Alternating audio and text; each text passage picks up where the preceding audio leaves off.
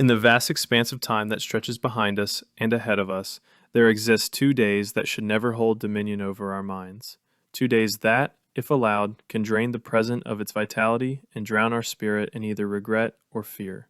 These 2 days, yesterday and tomorrow, are the most powerful illusions we battle, yet they are also the most powerless over the one moment we truly possess, today. Yesterday, how often do we revisit it, replaying scenes that no longer belong to us, reliving pain that has no right to rent space in our present moment? Yesterday is a closed chapter, a sealed book, an echo that no longer carries sound. Its mistakes, its misjudgments, the words we spoke in haste, the opportunities we missed, the sorrows we carried, all of them are inscribed in a time we cannot touch. No apology, no wealth, no mental rehearsal can rewind that ticking clock. The past, once past, is untouchable. And yet, many of us spend so much of our energy trying to fight battles that have already ended, trying to rewrite what has already been written. We agonize over the unchangeable and neglect the preciousness of the moment we stand in now. But what purpose does this serve? We cannot call back the sun of yesterday, nor retrieve the moments lost in its fading light. We cannot erase our blunders, nor smooth over the footprints we left on that old road.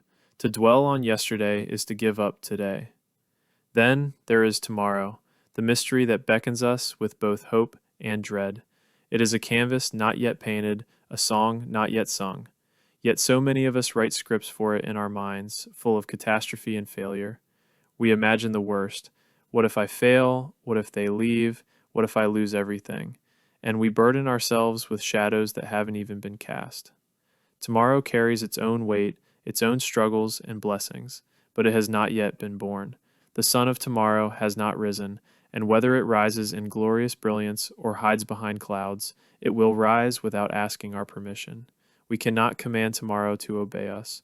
We cannot ensure its outcome any more than we can hold back the tide. And so, worrying about tomorrow is like drawing breath in a vacuum. It depletes our soul without nourishing us. We squander today's light by chasing tomorrow's darkness. What, then, remains within our grasp? One sacred space, one precious gift, one day that we are truly given. Today. This moment, this breath, this heartbeat. It is only in the now that life truly unfolds. Today is where we stand, where we think, where we love, where we fight our battles and embrace our blessings. It is the only day we are meant to live. Any person, no matter how weary or overwhelmed, can endure just one day. We can bear one day's worth of sorrow, one day's worth of labor, one day's worth of uncertainty. It is only when we try to shoulder the crushing weight of all our yesterdays and all our imagined tomorrows that we break down under a load we were never meant to lift. There's a quiet truth that lives just beneath the surface of our busy, modern lives. A truth so simple that we often overlook it, and yet so powerful that it holds the key to our peace. We are only ever given one day to live. Not yesterday with all its tangled roots and buried stories.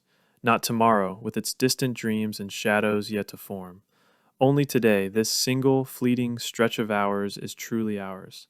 And yet most of us live as though today is just a passageway, a stepping stone, something to endure on the way to something better.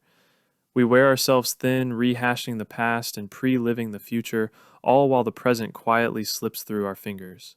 But what if we paused, truly paused, and let this moment rise to its full height? What if we stopped letting yesterday's failures whisper shame into our ears and stopped letting tomorrow's fears play out disasters before they happen?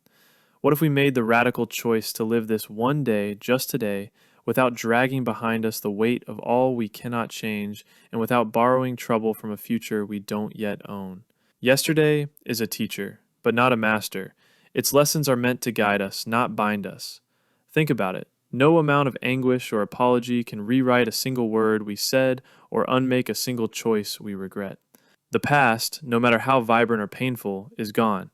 It is a museum we can learn from but not live in, and so many of us stand at its gates trying to reopen doors that no longer exist. We play scenes on loop in our minds, what we could have said, should have done, didn't see, and every replay costs us a moment of now.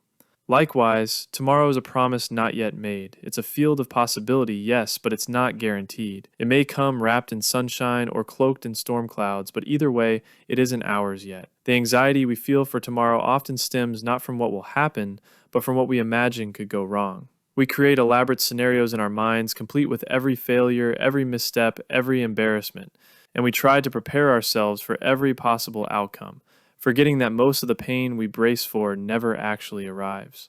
The future may indeed bring challenges, but it will also bring strength, and we cannot summon that strength before its time. So, where does that leave us? Right here, right now, today. And that is a powerful thing, because today is manageable. We can face today's work, today's decisions, today's emotions. We can rise to the occasion of just one day. We may not be able to promise that we can carry the weight of the next 10 years, but we can show up for today.